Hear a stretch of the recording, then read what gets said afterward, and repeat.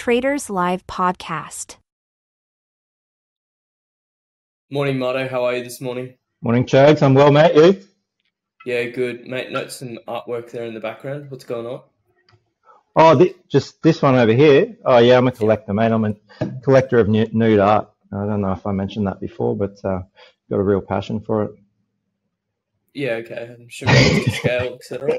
Jeez. On that, we're going to get into the overnight moves. Yesterday for the ex-share, we had a 16-point move there in regular trading hours. Obviously, CPI, we'll get into that. We've got futures sort of this morning pricing about a 19-point move higher. Heading over to the Euro session, we had them close 31 points lower and the S&P closing 4 points lower. Obviously, yesterday the big ticket item was Australia CPI. It came in lower than expected at 4.9%. So we obviously touched on that yesterday and said if we weren't seeing a dump there on open, it could be a good case for a flat day or a move higher day. So can you just run us through how that ended up eventuating?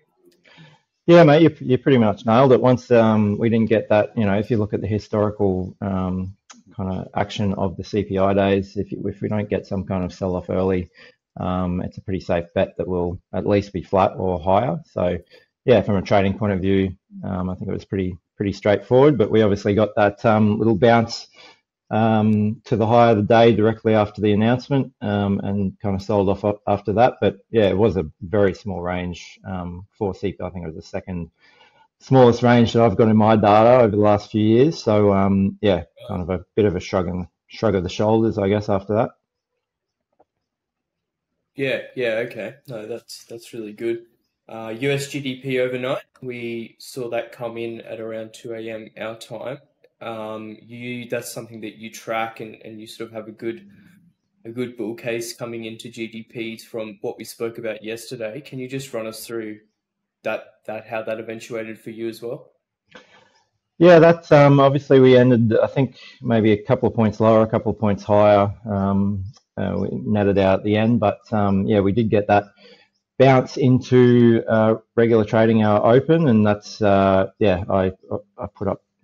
There's a bit of a condition around that, but that I put in the Substack. But generally, GDP is very bullish. If not end of day, then definitely intraday. So yeah, that kind of went to plan as well last night.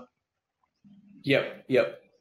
Awesome. Now moving on to today's session, we have a couple of, I guess, macro events coming our way. We've got at 10:30 AEST, we've got building permits and approvals.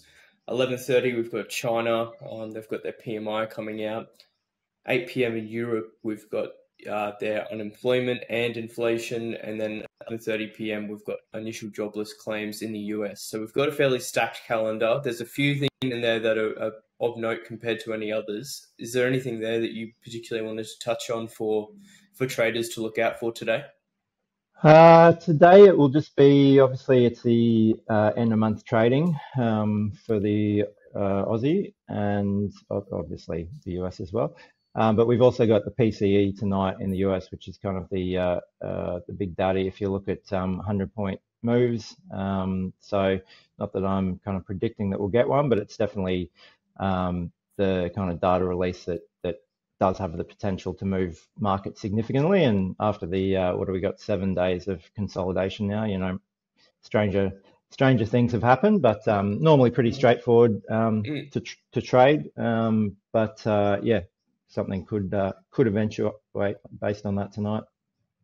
Yeah, no, great. I think that will wrap us up for today. I think we'll leave that there. There's obviously quite a bit to ingest and quite a bit to look out for. So I think we'll catch up this time tomorrow and see where the markets are. Thanks, Jake.